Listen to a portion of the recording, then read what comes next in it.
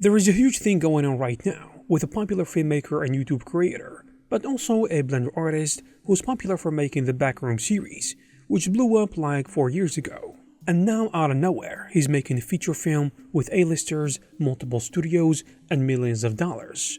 Or is he? So let's dive in and see the details. So to cut to the chase, yes, the guy is making a huge movie, with a budget estimated between $9 to $50 million Canadian, involving multiple studios that will back this project, with the popular A24 studio at the helm. I will dive into these details in a bit, but let me tell you what's going on if you have no clue. So Kane Parsons, also known as Kane Pixels, didn't just randomly appear with the Backrooms movie. You see, this whole thing actually started super early, like way before anyone knew his name. He made a YouTube channel around 2015, and at the time, he was just posting random stuff. You know, like gaming videos, memes, experiments, nothing crazy. But the interesting thing is that while doing that, he was slowly getting pulled toward filmmaking. He started messing with tools like After Effects around 2017, just teaching himself by watching tutorials and trying things out. No school, no big setup, just pure curiosity and trial and error, which is how most of us learn CG and 3D in general. Then around 2020, everything kinda leveled up for him. And that's when he discovered Blender. And that's honestly where things started to click.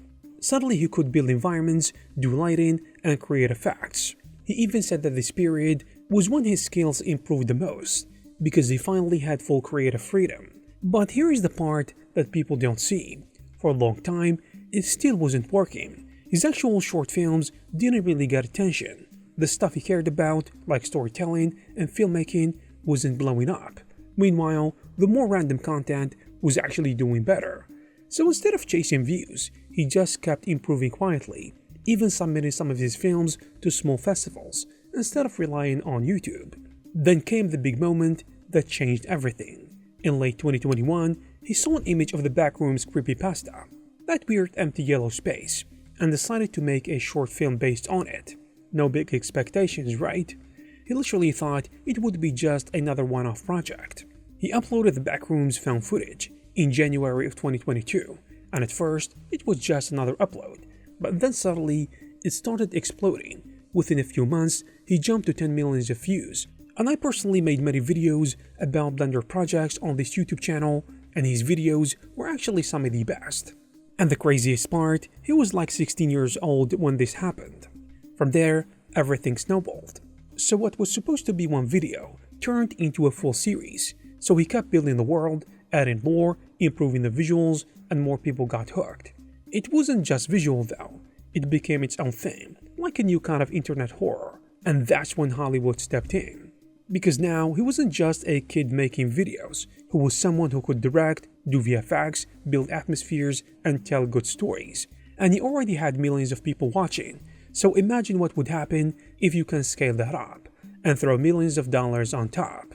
So as you can see, his journey is basically this slow process that suddenly exploded. Years of learning tools, experimenting, and making stuff nobody watched, and then one idea finally clicked at the right time. That's why I think you should not give up, and if you do something long enough, you might find a breakthrough. Maybe not at the same level as this guy did, but you might do something big.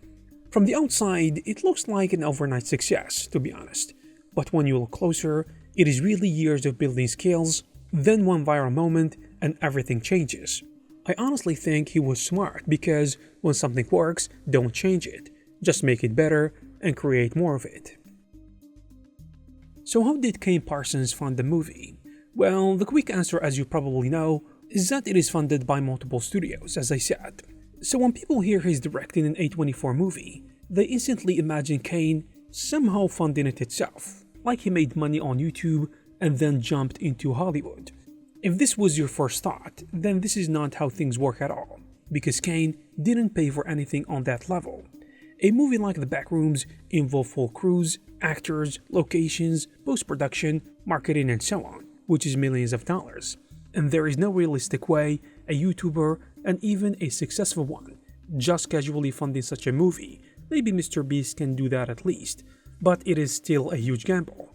Instead, what happened is the opposite. Once his videos blew up, and got tens of millions of views, studios started noticing and wanted to invest in him. And when the project officially moved forward, it wasn't just one company either. You've got multiple production companies, like Atomic Monster, 21 Lab, and Churning, all working together to finance and produce it. And the movie is produced and distributed by A24. So the real shift here, if you think about it, Kane went from being a simple guy making content on YouTube with almost no budget to being the guy leading a project that other people finance, which sounds crazy to think about. He's bringing the idea, the style, and the vision, but the actual money, logistics, and production came from the studios. Think of it like this in simple terms. His YouTube series was basically a proof of concept. Once it was proved that this works and people loved it, Hollywood jumped in and said, "We will scale this up." He didn't need to raise money because the success of his work attracted the money. And this goes to show that if you have an idea and get enough eyeballs, you can make it big, even if you think you have no hope, which is kind of funny how things work now. And for God's sake, the dude is just 21 or something. And now he's directing a feature film, but good for him. Honestly, that's a big difference between indie creators and studio filmmaking. As a creator, you're used to doing everything yourself, but at that level, your job shifts. You're not funding things anymore. You're directing, making creative decisions, and working with a huge team, which is being paid by producers and studios behind the scenes. That's why the whole situation feels wild, and I hope he can actually pull it off. Because he's just a young dude pulling off the strings that control dinosaurs, like really popular production studios and VFX houses. So you can imagine the pressure, especially knowing that millions of dollars are on the line. So who's gonna do the VFX work? This is actually one of those things where people expect big VFX houses, but for now we don't really know. Right now, there is no officially announced major VFX studios like ILM, DNAG, or Weta Digital, which I doubt they will do this kind of film, or they will be attached to this movie in any way, shape, or form. Nothing is confirmed publicly so far about the company that is doing all the VFX work. What usually happens is in a project like this, is that producers and the companies behind the film, like Atomic Monster and 21 Labs, don't just hire one VFX studio and say do everything. They split the work across multiple small VFX vendors, sometimes even a dozen of them, and each team might handle specific shots, sequences, or types of effects. And some teams can focus on environment extensions, others on creatures, and others on compositing, and so on. And this actually makes sense for a movie like The Backrooms, because the whole aesthetic of Kane Parsons works based on subtle and realistic environments, not flashy explosions or heavy CGI work. If you have noticed, his original series was basically built on Blender, with carefully crafted spaces and camera movement that felt real, which is literally what made it go viral in the first place. So I'm wondering if they will stick to that aesthetic. From the trailer we can already tell, but you cannot say for sure until we see the movie in its final form. And there you have it, guys. If you like this video, please give it a thumbs up. Also, please subscribe to this channel to receive more videos like this. Thank you very much for watching, and I will see you in the next one.